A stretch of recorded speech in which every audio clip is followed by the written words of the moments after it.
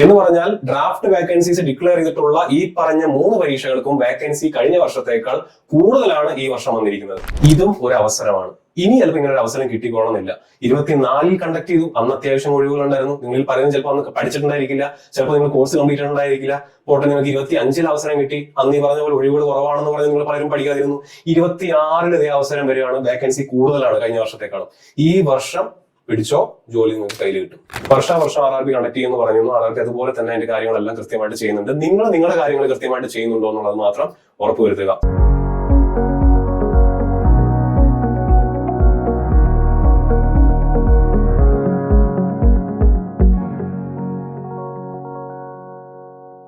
Hello friends, എല്ലാ കൂട്ടുകാർക്കും score railway മലയാളത്തിന്റെ മറ്റൊരു സെഷനിലേക്ക് സ്വാഗതം.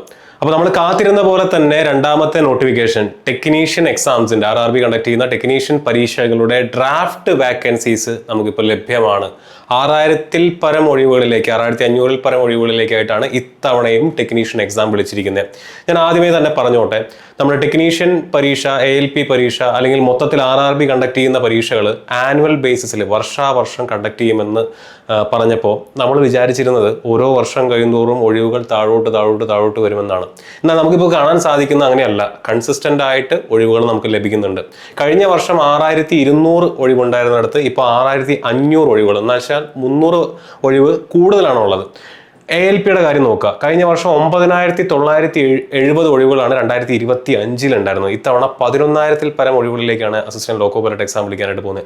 വർഷാവർഷം എക്സാം കണ്ടക്ട് ചെയ്തിട്ട് കൂടെ ഒഴിവുകളുടെ കാര്യത്തിൽ കാര്യമായിട്ടുള്ള ഒരു ഇടിവ് വന്നിട്ടില്ല എന്ന് മാത്രമല്ല, വർധനമാണ് നമുക്ക് കാണാനായിട്ട് സാധിക്കുന്നത്.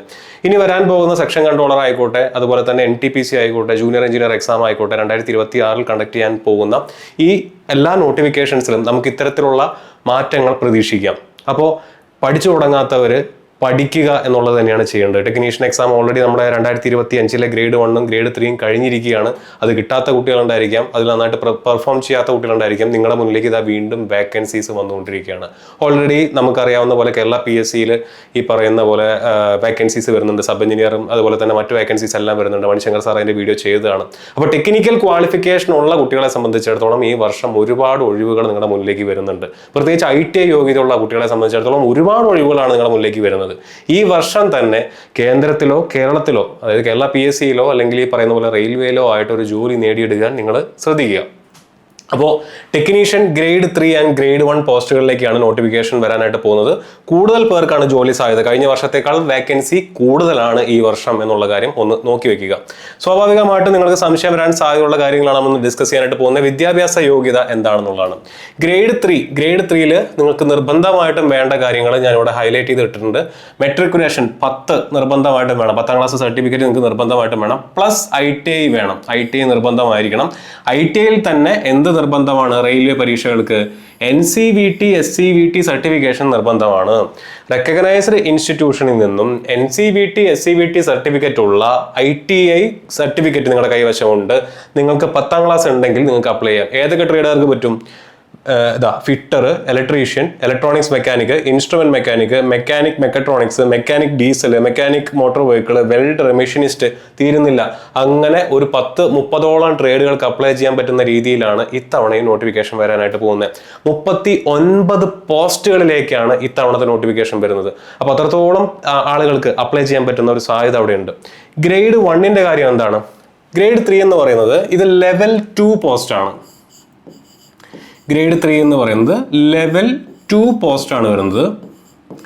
ലെവൽ 2 പോസ്റ്റിന് മറ്റൊരു എക്സാമ്പിളാണ് നമ്മുടെ അസിസ്റ്റന്റ് ലോക്കോ പൈലറ്റ്. അതിൻ്റെയും ക്വാളിഫിക്കേഷനകത്ത് എന്ത് തന്നെയാണ് വരുന്നത്? ITI തന്നെയാണ് വരുന്നത്. അതിൻ്റെ വീഡിയോ ഞാൻ ഓൾറെഡി ചെയ്തതാണ്.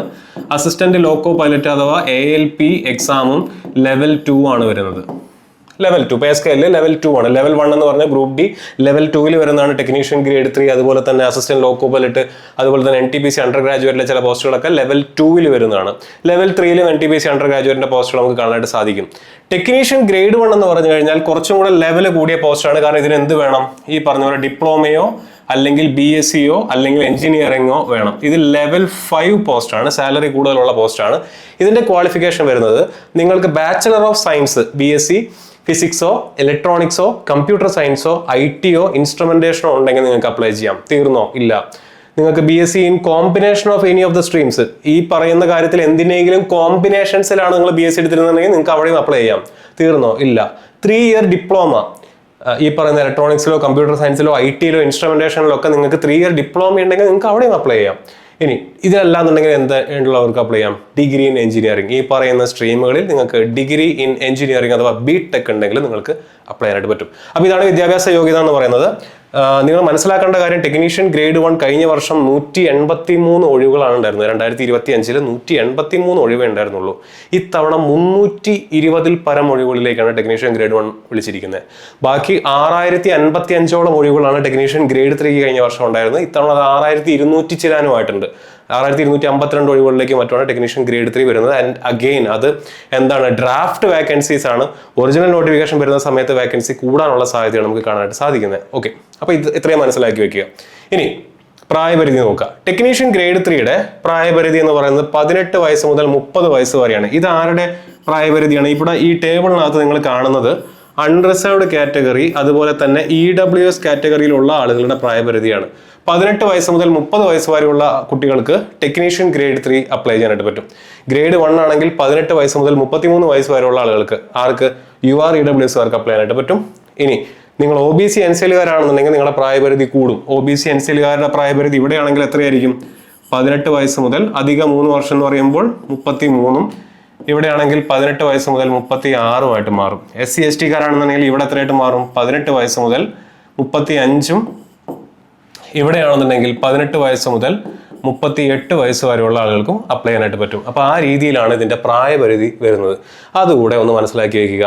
ഇനി ഡ്രാഫ്റ്റ് വാക്കൻസീസിന്റെ എവിടെയൊക്കെയാണ്, ഏതൊക്കെ റെയിൽവേസിലാണ് വാക്കൻസീസ് ഡിസ്ട്രിബ്യൂട്ട് ചെയ്തിരിക്കുന്നത് എന്നുള്ളതിന്റെ ഒരു ലിസ്റ്റാണ് ഇവിടെ കാണുന്നത്. ഇത് നോട്ടിഫിക്കേഷനകത്ത് കുറച്ചുകൂടെ ഡീറ്റെയിൽ ആയിട്ട് നിങ്ങൾക്ക് കാണാനായിട്ട് സാധിക്കും. നോട്ടിഫിക്കേഷൻ വരുമ്പോൾ നമുക്ക് ഡീറ്റെയിൽ ആയിട്ട് വീഡിയോസ് ചെയ്യാം. എവിടെയാണ് അപ്ലൈ ചെയ്യേണ്ടത്, പോസ്റ്റ് പ്രിഫറൻസ് എങ്ങനെയാണ് കൊടുക്കേണ്ടത്, അപ്ലൈ ചെയ്യുമ്പോൾ എന്തൊക്കെ ശ്രദ്ധിക്കണം, നമ്മൾ എല്ലാ വർഷവും ചെയ്യുന്നതാണ്. ഈ വർഷം നിങ്ങൾക്ക് വേണ്ടി നമ്മൾ വീഡിയോസ് ചെയ്യുന്നുണ്ടായിരിക്കും. നമ്മുടെ ചാനൽ ആദ്യമായിട്ട് കാണുന്ന കുട്ടികൾ, ഫോളോ ചെയ്യാത്ത കുട്ടികളുണ്ടെങ്കിൽ കൃത്യമായിട്ട് നമ്മുടെ ചാനലിൽ ഈ റെയിൽവേയുടെ എല്ലാ പരീക്ഷകളുടെ അപ്ഡേറ്റ്സ് നമ്മൾ ഏറ്റവും വേഗത്തിൽ ഏറ്റവും കൃത്യതയോടെ നിങ്ങളുടെ മുന്നിലേക്ക് കൊണ്ടുവരുന്നതാണ്. ഫോളോ ചെയ്യുക. ഓക്കെ, അപ്പോൾ ഇവിടെ ഇതാ കേട്ടോ, ഞാൻ നേരത്തെ പറഞ്ഞ പോലെ 39 പോസ്റ്റുകളാണ് കൊടുത്തിരിക്കുന്നത്. 39 പോസ്റ്റുകൾ. ഈ 39 പോസ്റ്റുകളെ ചിലപ്പോൾ എന്ത് ചെയ്യാം, നോട്ടിഫിക്കേഷൻ വരുന്ന സമയത്ത് മെർജ് ചെയ്യാനുള്ള സാധ്യതയുണ്ട്. നോട്ടിഫിക്കേഷനിൽ ചിലപ്പോൾ 39 പോസ്റ്റ് ഉണ്ടാവണമെന്നില്ല. ഇതിൽ ഒരുമിച്ച് കണ്ടക്ട് ചെയ്യാൻ പറ്റുന്ന പരീക്ഷകളൊക്കെ ചിലപ്പോൾ അവരെന്ത് ചെയ്യും, ഒരുമിച്ച് അങ്ങ് നടത്തി എക്സാം ഒറ്റ പോസ്റ്റാക്കി മാറ്റുന്നത്. ഇപ്പോൾ ഇവിടെയൊക്കെ നോക്കിക്കഴിഞ്ഞാൽ വർക്ക്ഷോപ്പിലേക്കുള്ള പോസ്റ്റുകളുണ്ട്, കാരേജ് ആൻഡ് വാഗണിലേക്കുള്ള പോസ്റ്റുകളുണ്ട്. ഇപ്പോൾ ചിലപ്പോൾ അതൊക്കെ എന്ത് ചെയ്യാം, അവർ ചിലപ്പോൾ മെർജ് ചെയ്തിട്ട് സിംഗിൾ പോസ്റ്റാക്കി മാറ്റിയിട്ടും എക്സാം കണ്ടക്ട് ചെയ്യാറുണ്ട്. അത് റെയിൽവേ ഡിസ്ക്രിപ്ഷനാണ്. എനിവേ ഇപ്പോഴത്തെ ഡ്രാഫ്റ്റ് നോട്ടിഫിക്കേഷൻസ് ഇട്ടതിൽ 39 പോസ്റ്റുകളുണ്ട്. ഇതിലിവിടെ നോക്കിയാൽ നിങ്ങൾക്ക് കാണാനായിട്ട് സാധിക്കും, ടെക്നീഷ്യൻ ഗ്രേഡ് 1 37ാമത്തെ പോസ്റ്റിലാണ് കിടക്കുന്നത്. ടെക്നീഷ്യൻ ഗ്രേഡ് 1 37, 323 ഒഴിവുകളാണ് അതിനകത്തുള്ളത്. 323 vacancies for technician grade 1. Okay, ബാക്കി 38 പോസ്റ്റുകളും ITI ഉദ്യോഗാർത്ഥികൾക്ക് പറ്റുന്നതാണ്. ശ്രദ്ധിക്കേണ്ട കാര്യം, അവിടെ ITI ഉദ്യോഗാർത്ഥികൾ മാത്രമേ ഉണ്ടായിരിക്കുള്ളൂ. 10ന്റെ കൂടെ ITI കഴിഞ്ഞവർക്ക് മാത്രമേ ആ പോസ്റ്റുകളിലേക്ക് മത്സരിക്കാനായിട്ട് പറ്റുള്ളൂ. അവിടെ BTech ഉണ്ടായതുകൊണ്ട് കാര്യമില്ല, നിങ്ങൾക്ക് ITI നിർബന്ധമായിട്ട് വേണം. BTech-കാരാണെങ്കിലും ITIക്ക് ശേഷമാണ് BTech എടുത്തിട്ടുണ്ടെങ്കിൽ മാത്രമേ നിങ്ങൾക്ക് ടെക്നീഷ്യൻ ഗ്രേഡ് 3 പോസ്റ്റിലേക്ക് അപ്ലൈ ചെയ്യാനായിട്ട് പറ്റുള്ളൂ. ഗ്രേഡ് 3-കാർക്ക് ഇത് ഭയങ്കര സുവർണ്ണ അവസരമാണ്. കാരണം നമ്മൾ പൊതുവെ കേരള PSC-യിൽ കാണുന്ന ട്രെൻഡ് എന്താണ്, ITI പോസ്റ്റുകളിലേക്ക് ഹയർ ക്വാളിഫിക്കേഷനുള്ള ഡിപ്ലോമക്കാർ, BTech-കാർ, MTech-കാരൊക്കെ മത്സരിക്കുമ്പോൾ ITI മാത്രമുള്ളവന് അവിടെ അവസരം നഷ്ടപ്പെടുന്നതായിട്ട് കാണാനായിട്ട് സാധിക്കുന്നുണ്ട്. പക്ഷേ ടെക്നീഷ്യൻ ഗ്രേഡ് 3 പോലുള്ള ഒരു പരീക്ഷയുടെ പ്രത്യേകത എന്ന് പറഞ്ഞു കഴിഞ്ഞാൽ ITI കമ്പൽസറി ആണ്. അത് NCVT, SCVT സർട്ടിഫിക്കേഷൻ നിർബന്ധമാണ്. നമ്മുടെ KGC പോലുള്ള സർട്ടിഫിക്കറ്റിൻ്റെയൊക്കെ ഈക്വലൻസി അല്ലെങ്കിൽ KGC ഉണ്ടെങ്കിൽ പറ്റുമെന്ന് കുട്ടികൾ നമ്മുടെ അടുത്ത് ചോദിക്കാറുണ്ട്.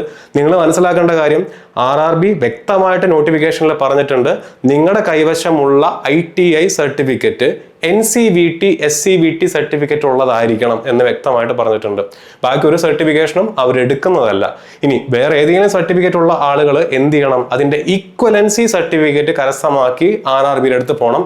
അപ്പോഴും അത് RRBയുടെ ഡിസ്ക്രിപ്ഷനാണ്, ഇത് എടുക്കണോ വേണ്ടയോ എന്നുള്ളത്. അഗെയിൻ ഞാൻ നേരത്തെ പറഞ്ഞ പോലെ ഗ്രേഡ് 3 പോസ്റ്റുകൾ ITI-കാർക്ക് മാത്രം അപ്ലൈ ചെയ്യാൻ പറ്റുന്ന പോസ്റ്റാണ്. അത് വളരെ ഇമ്പോർട്ടൻ്റ് ആയിട്ടുള്ള കാര്യമാണ്. നിങ്ങൾക്ക് മാത്രം അപ്ലൈ ചെയ്യാൻ പറ്റുന്ന വേറെ ഏത് എക്സാമാണ് ഉള്ളത് എന്നുള്ളത് ആലോചിച്ച് നോക്കുക. ഓക്കെ, അപ്പോൾ ഗ്രേഡ് 1-ന്റെ കാര്യം 323 ഒഴിവുകൾ. അങ്ങനെ ആകെ തുക 6565 ഒഴിവുകൾ. 6565 ഒഴിവുകളാണ് ഉള്ളത്. ഇവിടെ മറ്റൊരു കാര്യം കൂടെ നിങ്ങളെ ഞാൻ പരിചയപ്പെടുത്തുകയാണ്. ഇത് കണ്ടോ, SR എന്ന് പറഞ്ഞു കഴിഞ്ഞാൽ സദേൺ റെയിൽവേ. അറിയുന്ന കുട്ടികളുണ്ടാവും, ആദ്യമായിട്ട് കേൾക്കുന്ന കുട്ടികളുണ്ടാവും. സദേൺ റെയിൽവേ എന്ന് പറഞ്ഞു കഴിഞ്ഞാൽ എന്താണ്? സദേൺ റെയിൽവേയുടെ കീഴിൽ വരുന്നതാണ് RRB ചെന്നൈ, അതുപോലെ തന്നെ ട്രിവാൻഡ്രം. സദേൺ റെയിൽവേയുടെ കീഴിൽ കണ്ടക്ട് ചെയ്യുന്ന 2 RRBs ആണ് RRB ചെന്നൈയും RRB ട്രിവാൻഡ്രം. സദേൺ റെയിൽവേയുടെ ഒഴിവ് നിങ്ങളൊന്ന് നോക്കിയേ, 785 ഒഴിവുകളാണ് ഇത്തവണ സദേൺ റെയിൽവേക്ക് വേണ്ടി കൊടുത്തിരിക്കുന്നത്. ഈ കൂട്ടത്തിൽ സദേൺ റെയിൽവേക്കാൾ കൂടുതൽ ഒഴിവുള്ള ഏതെങ്കിലും ഒരു സോൺ ഉണ്ടോ നോക്കിയേ. ഈ കാണുന്ന ഒരു സോൺ മാത്രമാണ് സെൻട്രൽ റെയിൽവേ അഥവാ RRB മുംബൈയിൽ മാത്രമായിരിക്കും നോട്ടിഫിക്കേഷൻ വരുന്ന സമയത്ത് സദേൺ റെയിൽവേക്കൊക്കെ കൂടുതൽ ഒഴിവുണ്ടായിരിക്കുക. അപ്പോൾ ഇത്തവണയും ഒഴിവുകൾ കൂടുതൽ എവിടെയാണ് വരുന്നത്? ചെന്നൈയിലും ട്രിവാൻഡ്രത്തിലും ഒഴിവുകൾ വരാൻ സാധ്യതയുണ്ട്. പൊതുവേ ചെന്നൈ ട്രിവാൻഡ്രം എന്ന് പറയുമ്പോൾ കൂടുതൽ ഒഴിവ് എവിടെ തന്നെയായിരിക്കും? ചെന്നൈ RRBയിൽ തന്നെ ആവാനാണ് സാധ്യത കൂടുതൽ. അപ്പോൾ സൗത്ത് ഇന്ത്യയിൽ സദേൺ റെയിൽവേയിൽ 700 ചില്ലാൻ ഒഴിവുകൾ വരുന്നു. ITIക്കാർക്ക് മാത്രം അപ്ലൈ ചെയ്യാൻ പറ്റുന്ന പോസ്റ്റുകൾ വരുന്നു.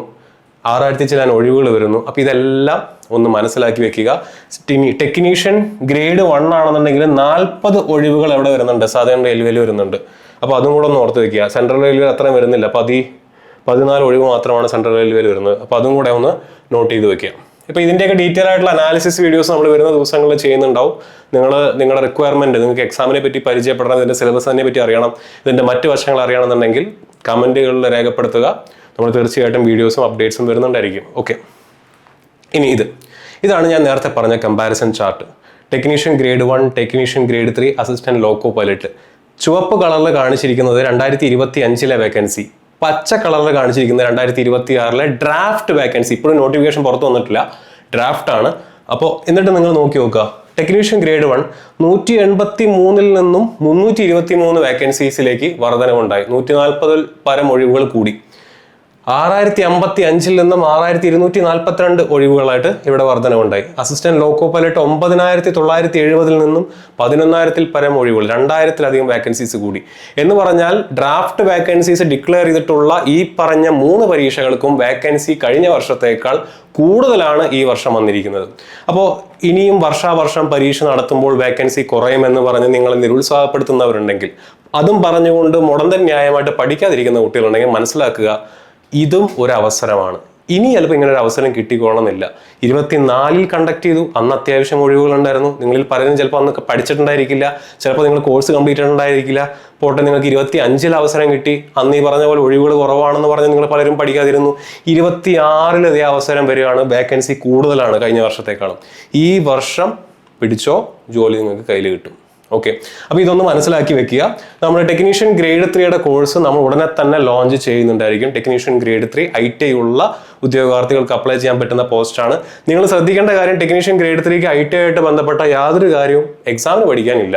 അസിസ്റ്റന്റ് ലോക്കോ പൈലറ്റ് പോലെ ട്രേഡ് നിങ്ങൾ പഠിച്ച ടെക്നിക്കൽ നിങ്ങൾ അവിടെ പഠിക്കേണ്ട കാര്യമില്ല. നോൺ ടെക്നിക്കലാണ് ഇതിൻ്റെ സബ്ജക്റ്റ് എന്ന് പറഞ്ഞു കഴിഞ്ഞാൽ. നിങ്ങൾക്ക് മാത്സ് പഠിക്കേണ്ടി വരും, റീസണിങ് പഠിക്കേണ്ടി വരും, 40 മാർക്കിനെങ്കിലും സയൻസ് പഠിക്കേണ്ടി വരും, കുറച്ച് GK പഠിക്കേണ്ടി വരും. GK എന്ന് പറഞ്ഞാൽ മെയിനായിട്ടും ചോദിക്കുന്ന കറണ്ട് അഫയേഴ്സ് ആണ്. ഇത്രയും പഠിച്ചാൽ ടെക്നീഷ്യൻ ഗ്രേഡ് 3 നിങ്ങൾ കടക്കും. അപ്പോൾ ഇതിൻ്റെ കോഴ്സ് നമ്മൾ ഉടനെ ലോഞ്ച് ചെയ്യുന്നുണ്ടായിരിക്കും. നിങ്ങൾക്ക് താല്പര്യമുണ്ട്, നമ്മുടെ കോഴ്സിനെ പറ്റി അറിയാൻ താല്പര്യമുണ്ടെങ്കിൽ ഈ നമ്പറിൽ വിളിച്ചാൽ മതി, അല്ലെങ്കിൽ ഈ വീഡിയോയുടെ താഴെ ഗൂഗിൾ ഫോം കൊടുക്കാം, അതിനകത്ത് നിങ്ങൾക്ക് ആ ഫോം ഫില്ല് ചെയ്യാവുന്നതാണ്. ഓക്കെ, ഇനി അസിസ്റ്റന്റ് ലോക്കോ പൈലറ്റിന് നമ്മൾ ഓൾറെഡി 2 ബാച്ചുകൾ സ്റ്റാർട്ട് ചെയ്തിട്ടുണ്ട്. താല്പര്യമുള്ള കുട്ടികൾ, അറിയാത്ത കുട്ടികളൊക്കെ ഉണ്ടെങ്കിൽ അതിന് ജോയിൻ ചെയ്യാവുന്നതാണ്. 2 ടയറും CBT 1ഉം CBT 2ഉം കൂടെ ചേർത്തിട്ടുള്ള ഫുൾ സിലബസ് കവറേജ് ഉള്ള കോഴ്സ് നമ്മുടെ കൈവശമുണ്ട്. CBT 1ന് വേണ്ടി മാത്രമുള്ള കോഴ്സ് നമ്മുടെ കയ്യിലുണ്ട്. നിങ്ങൾക്ക് എന്ത് ചെയ്യാം, ഈ പറഞ്ഞ പോലെ ഈ നമ്പറിൽ കോൺടാക്ട് ചെയ്യാം, അല്ലെങ്കിൽ ഗൂഗിൾ ഫോം ഫില്ല് ചെയ്താലും മതി.